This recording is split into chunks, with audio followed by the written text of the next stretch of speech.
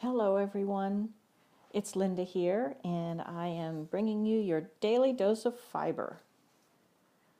And these are the Nanda bands that I've got done so far.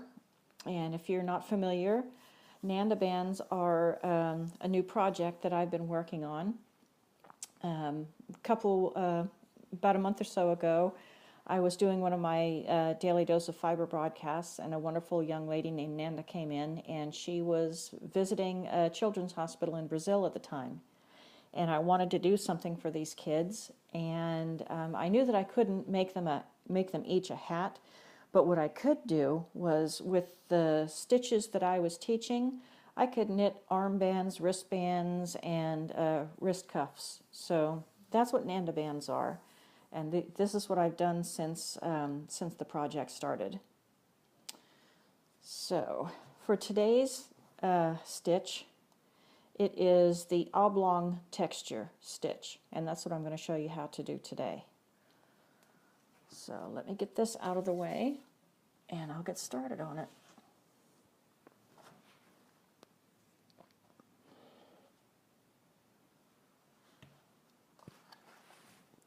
Okay, and let me put some music on here.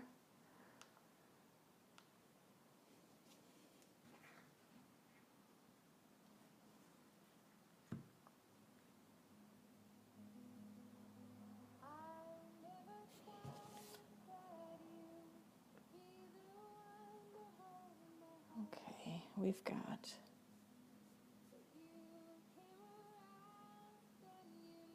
I slip the first stitch of every row to keep it nice and clean. So I've got a purl 2, knit 4, purl 4 across to the last 2 stitches.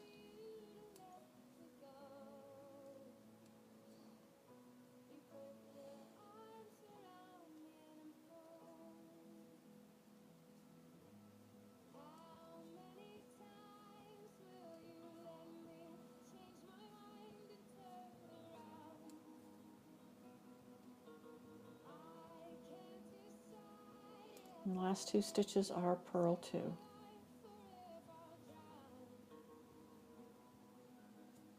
And the opposite row, you just knit the knits and purl the purls. Again, slipping the first stitch of every row to keep it nice and clean.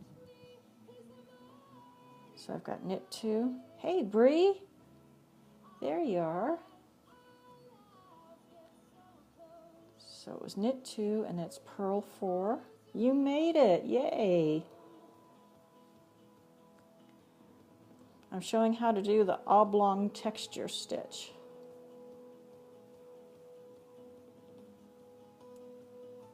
And when I'm done with this, I'll show you how to do, set up to do a Tunisian simple stitch. All right, that sounds like a winner.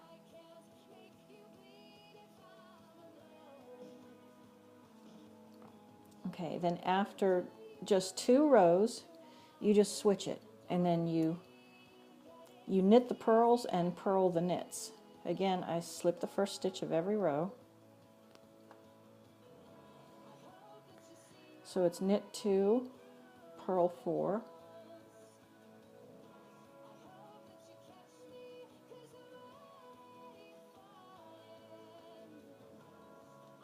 knit 4,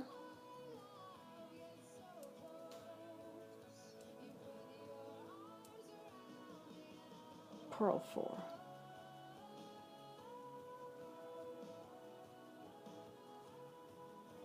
And end with a knit 2.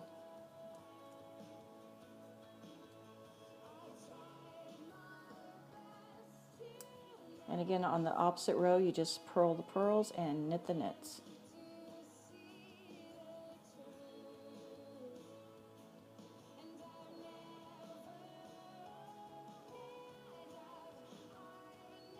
Hey Chuck!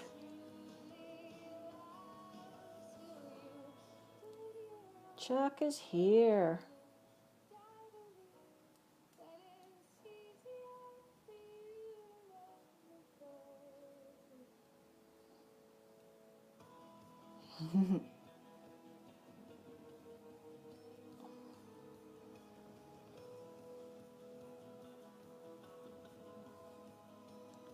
purl 2 is the last 2 stitches.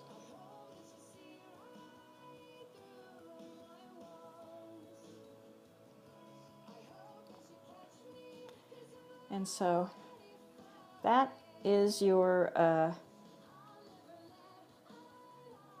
oblong stitch. And I'll finish that, and that'll be another one of the wristbands. I don't think you saw the bands that I've done so far, Bree, so I'll show you what I've got done so far. These are all of the bands, wristbands that I've made so far. This is one of the Tunisian stitches. It is called the arrowhead stitch, and I really like this one. It's nice and lacy, and with a thinner yarn, a lighter weight yarn, and a bigger needle, this would make it so nice and lacy. And this is the one I want to make a scarf out of. It's just so pretty. So that's what I've got so far for the Nanda bands. And let me show you how to do the Tunisian stitch. Get out my yarn here. Yeah, it's very pretty. Okay, with the Tunisian stitch, you just start with a slip stitch and chain however many you want to do. I'll do a chain 8. 1, 2, 3, 4, 5, 6, 7, 8. Now, Tunisian stitch has a tendency to curl, and one of the... Parker, you're here! I've missed you, Parker. One of the ways to get around that curling is to use a bigger needle, at least 3 millimeters larger than what your yarn calls for. But you just draw up a loop in the second chain, and just keep drawing up a loop like that.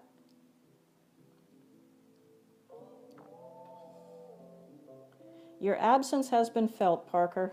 There's been nobody to make snide comments or anything like that. It's actually been pretty quiet.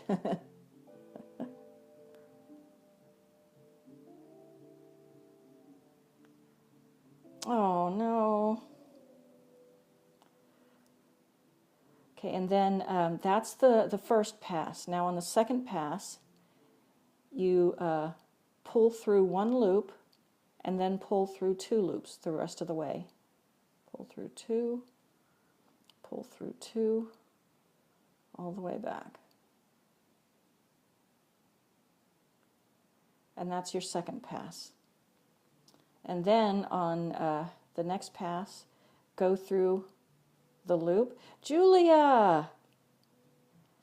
There you go. And then just pull up your loops like that.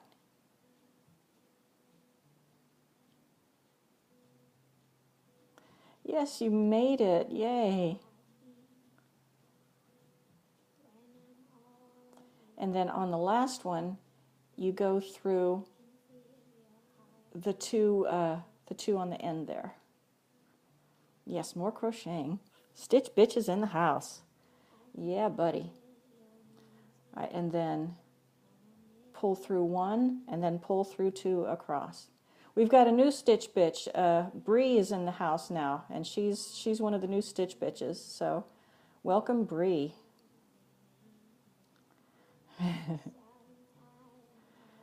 And so that's your Tunisian stitches.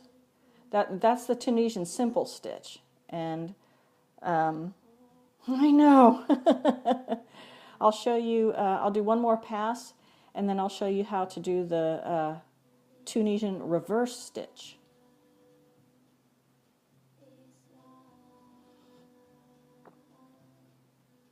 Bree was one of the ones that helped me get to 1,000,000. And it just so happens she's a crocheter.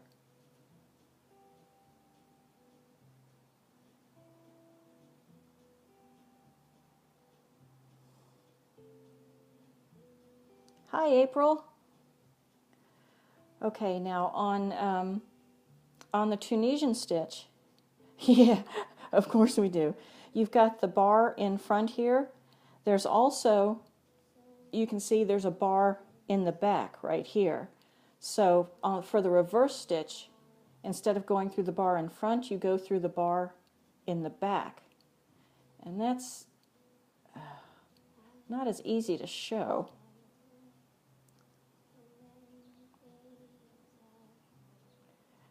All right, come on now. There we go. You pick up that bar in the back.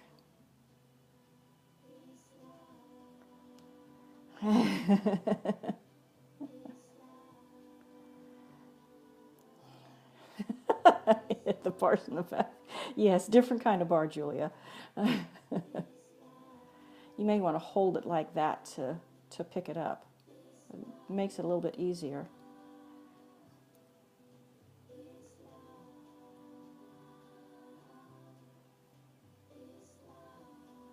And then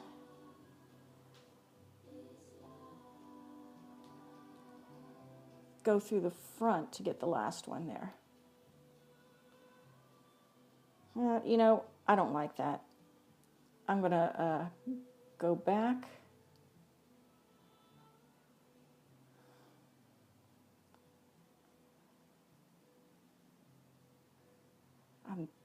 Maybe that is the way it's supposed to be done. Hang on. There we go.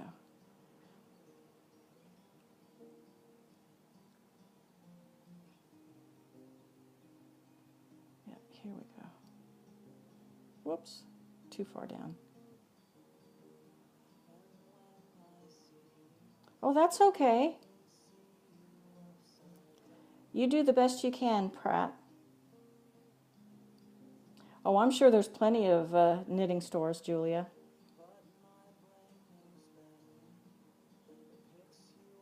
When are you getting back to Texas? Oh, awesome.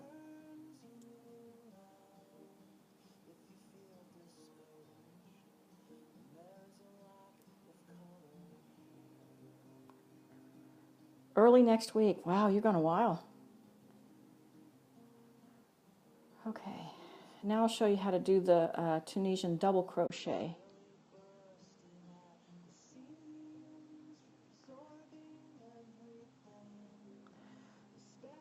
When you come back to your, when you're doing your second pass, you do another chain one. Oh, good. Good, good, good. You, with a double, you yarn over, put it through the bar, pull up, and then pull through two. Yarn over, through the bar, pull up, and pull through two.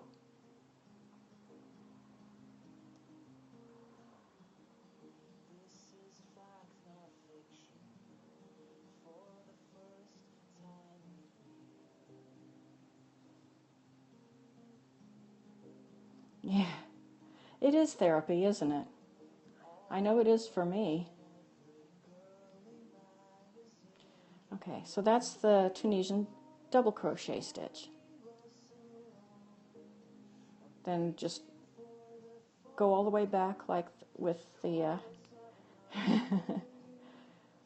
go all the way back as with the simple stitch. And then I'll show you how to do that pretty arrowhead stitch. With the arrowhead stitch, you go through two bars, pull up, then yarn over through two bars, pull up,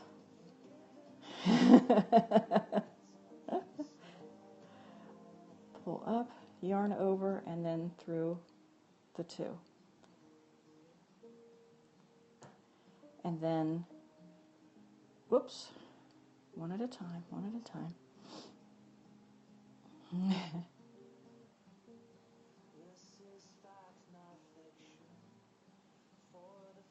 With the arrowhead stitch, there's 2 rows to do it.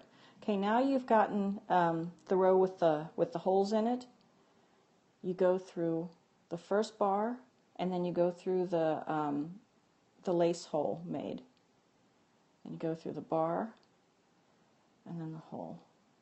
And I know Parker is just waiting to make a comment about that.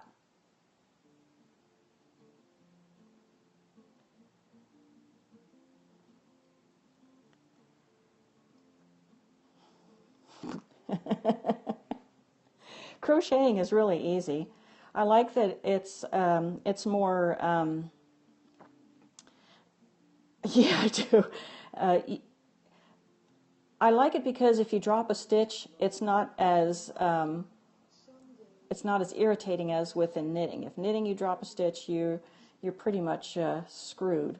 But with crocheting, it's easily fixed.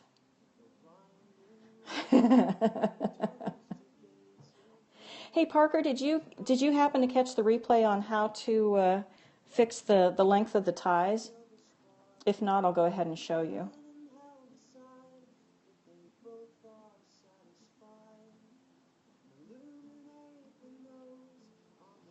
Oh gosh. Oh sure.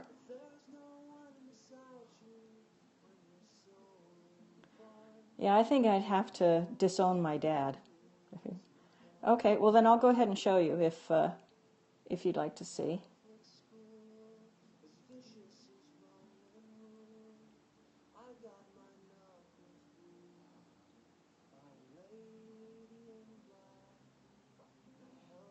Okay. Okay, let me put this aside. Now,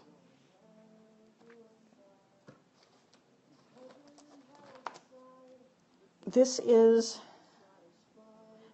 the tie. There's 2 ways to view it. You see how if you hold it this way, it looks like a V, like a braid. Then if you hold it this way, it looks like an inverted V or an A. You want it so that it looks like the V. And then at the top of the V, you'll want to get it situated so it's the length that you want, or measure it however long you want it. But get it so that it's the very top of the V, where it's tied like that. Gotta get my scissors. You just snip off the top like that. Just kind of pull out and get that end out there, and then just pull like that until it's to the length that you want it to be. And say you want it to be like right there. Just loosen that knot, loosen that loop a little bit, and then just, oops, get a knot through it. Tie a knot. As easy as you can. Of course, you'll do it a little bit better than me. And then just tie another knot to firm it up. Right. Yeah. Ow, like a vasectomy. Yeah. And, but just make sure that you've got it the right way so that you're looking at it like a V, and it would be at the top of the V that you snip. Whoops. Yeah, like that. And simple. Okay, what stitch do we have for tomorrow? We've got, all right, we've already done the, oh, you're welcome. You're very welcome. We've already done the vertical dash stitch before, and frankly, this is, it looks kind of lame. Oh, good. Awesome, awesome. So I'm going to do something different for tomorrow. I'm not going to do this one, and I think the day after that too. It's just a random dash pattern, which to me looks silly. So the next 2 days I'm going to do something different. Maybe more Tunisian, maybe do a different crochet stitch or something, but we'll do something other than what's scheduled. So that is it for today. Thank you for being here. I really appreciate it. And it's good seeing you guys again. I've missed you, Parker and Julia, so it's good to see you back. And tomorrow, again, 2 o'clock Eastern. And thank you, Prats, for being here. I hope to see you again. Needle size. Hey, Sean, I'm just ending this, but I'm glad you're here. Make sure your needle, if you don't want it to curl, say if you're using a worsted weight yarn and it calls for a size 8 needle or a size 5, go for a something at least about maybe 2 to 3 millimeters larger, so that way it won't curl. It'll be a bit looser, but it won't curl. Because see how that's curling right there? That's just because of the way the stitch is. Oh, thank you, Sean. Thank you. I appreciate it. That was fun. I really had to work for them. All right, you kids, am I going to have to pull this car over? All right, so that was the show for today. Yes, larger is better. I'm sure Parker's going to have something to say about that. So thanks, guys. I appreciate it. Yes, she did. Really? Oh, that's awesome. That's awesome. I had a lot of fun, Sean, and it's what the nicest thing about that is that it inspired a lot of other people to get working too. At least two or three others are now either using a mini trampoline, exercise bike, or a treadmill. So that was really exciting. So thank you. I appreciate it. And I will see you guys back here tomorrow at 2 o'clock Eastern Time. Oh, awesome. Yay. Awesome. I'm so glad to hear that. You guys just made my day. So I'll see you later. Bye.